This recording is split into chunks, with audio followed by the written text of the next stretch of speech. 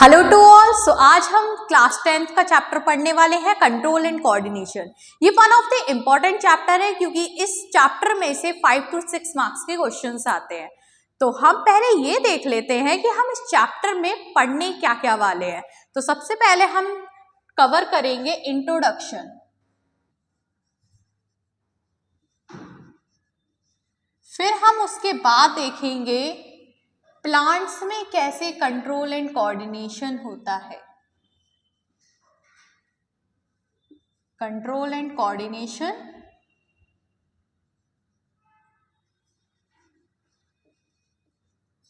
In plants.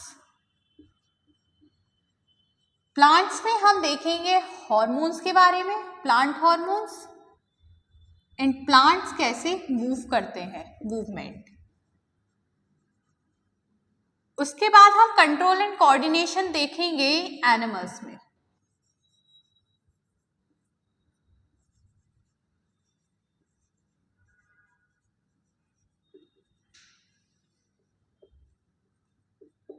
In animals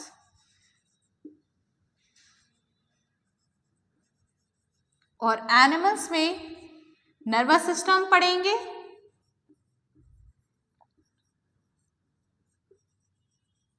और endocrine system पढ़ेंगे।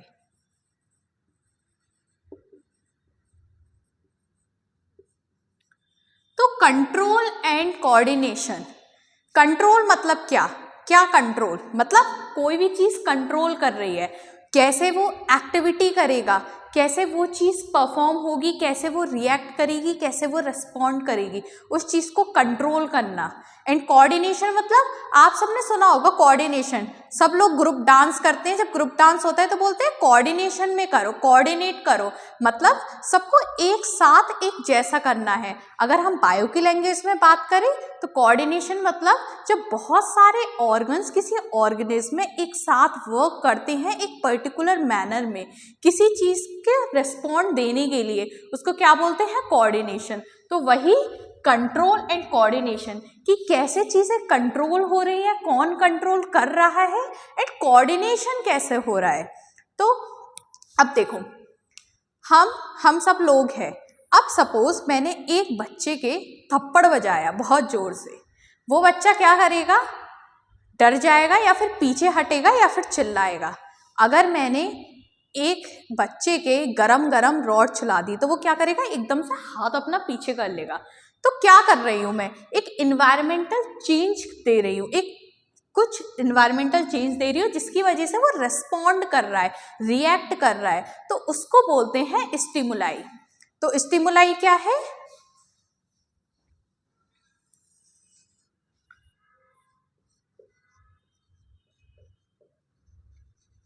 Stimuli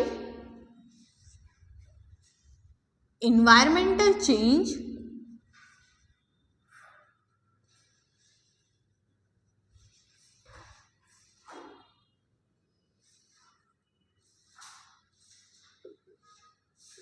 in an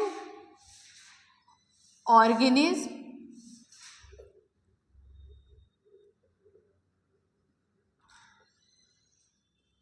through which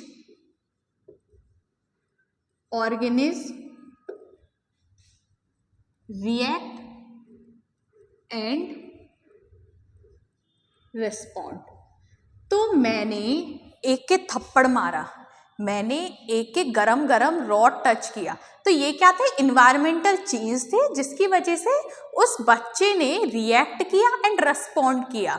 ठीक है, अब बहुत सारे स्टिमुलाई हो सकते हैं, वो इन्वायरमेंट लाइट हो सकता है। हम प्लांट्स के केस में बात करते हैं, सनफ्लावर ले लो, सनफ्लावर की डायरेक्शन ऐसे है, ठीक है। अब सन है, सन इधर है तो सनफ्लावर का फेस इस साइड हो जाएगा, अब सन इधर आए तो सनफ्लावर का फेस इस साइड हो जाएगा, अगर सन इधर आए तो सनफ्लावर का फेस इधर हो जाएगा। तो वो सन क्या दे रही है, एक लाइट प्रोड्यूस कर रही है, तो वो लाइट क्या है उस सनफ्लावर के लिए, स्टिमुलाई है। अगर मैंने थप्पड़ मारा तो वो टच था, तो वो टच क्या है, एक स्टिमुलाई है जो जिसकी वजह से ऑर्गेनिज्म रेस्पॉन्ड कर रहा है, रिएक्ट कर रहा है। अगर हम और सारी चीज़ें ले लें, हीट ले लें, जैसे मैंने गरम गरम रॉड टच की थी, तो वो हीट क्या हो गया, स्टिमुलाई हो गया। अगर हम प्लांट्स के केस में बात करें, छुई मुई मतलब टच मी नॉट, तो टच मी नॉट आप सबने देखा होगा, अगर जब हम उसको टच करते हैं तो उसकी जो लीव्स होती है वो ऐसे बंद हो जाती है, तो वो टच क्या हो गया, एक स्टिमुलाई हो गया, और वो लीव्स बंद हो रही है, मतलब वो रिएक्ट कर रही है या फिर रिस्पॉन्ड कर रही है। तो ये सारे क्या हो गए, स्टिमुलाई हो गए। अब स्टिमुलाई वर्ड हम प्लूरल के लिए यूज करते हैं, अगर हम सिंगुलर की बात करें तो हम स्टिमुलस बोलते हैं। तो सिंगुलर के केस में क्या बोलते हैं,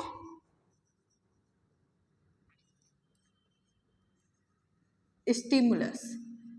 तो मैंने देखा कि स्टिमुलाई क्या होते हैं, तो क्या पढ़ा हम लोगों ने, स्टिमुलाई वो इन्वायरमेंटल चेंजेस होते हैं जिससे ऑर्गेनिज्म उसके बेसिस पे रिएक्ट करता है एंड रिस्पॉन्ड करता है।